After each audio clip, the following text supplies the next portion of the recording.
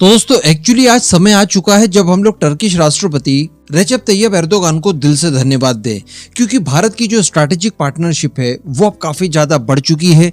और सबसे बड़ी बात कि भूमध्य सागर का वो इलाका जो कि हमारे लिए हर लिहाज से इम्पोर्टेंट था, वहां पर भी एक ठिकाना अब फाइनली मिल चुका है।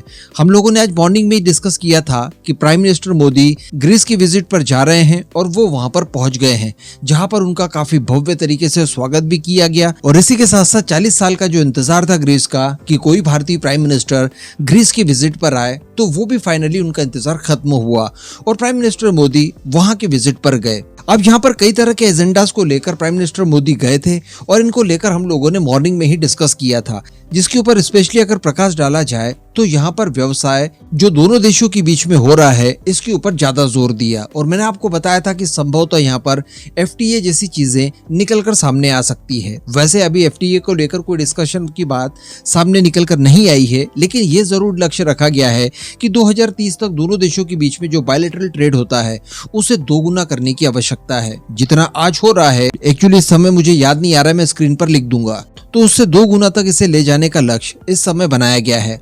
और जो सबसे बड़ी बात निकल कर आ रही है वो ये है कि अब हम लोग नॉर्मल से साझेदारी पार्टनर नहीं रहेंगे, बायलैटरल पार्टनरशिप को अब स्ट्रैटेजिक पार्टनरशिप में बदला जाए, इसके लिए दोनों पक्ष सहमत हो गए हैं। यानी दोस्ती की ये अगली स्टेप मानी जाती है। जो देश भी गुटनिरपेक्ष होते हैं वो सीधे अलाई नहीं बनाते किसी को, लेकिन पार्टनरशिप और स्ट्रैटेजिक पार्टनरशिप तक जाया जा सकता है। अगर स्ट्रैटेजिक पार्टनरशिप की बात की जाए तो भारत के पहले से भी कई सारे स्ट्रैटेजिक पार्टनर हैं, जैसे फ्रांस है, इजराइल है, रशिया है, अमेरिका है।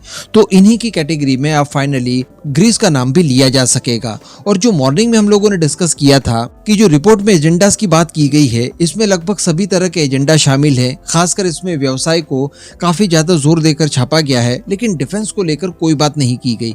लेकिन मैंने आपको ये भी बताया था कि डिफेंस से ही ये पार्टनरशिप इतनी ज्यादा प्रगाढ़ हुई है, क्योंकि टर्की के खिलाफ दोनों देशों के बीच में डिफेंस पार्टनरशिप को आगे बढ़ाना ये इस समय की मांग है। और एक्चुअली ऐसा हुआ है। प्राइम मिनिस्टर मोदी द्वारा जो ज्वाइंट स्टेटमेंट दिया गया उसमें खुद इस बात की चर्चा की गई, आप खुद सुन लीजिए। भारत ग्रीस पार्टनरशिप को स्ट्रेटेजिक स्तर पर ले जाने का निर्णय लिया है। रक्षा और सुरक्षा के क्षेत्र में हमने सैन्य संबंधों के साथ साथ रक्षा उद्योगों को भी बल देने पर सहमति जताई। तो अल्टीमेटली काफी लंबे समय से भारत और ग्रीस के बीच में जिन चीजों को लेकर केवल अनुमान लगाए जा रहे थे वो एक्चुअली धरातल पर अब उतरने जा रहे हैं।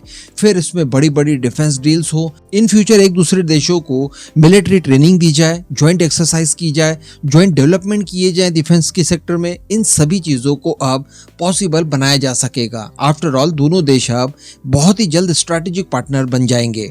इसके अतिरिक्त जो पीरियस बंदरगाह के अधिग्रहण को लेकर बातचीत है तो डेफिनेटली उसके ऊपर भी चर्चा हुई है, लेकिन इसको लेकर कोई समाधान निकले और फाइनल डील हो, इसमें थोड़ा सा समय लग सकता है।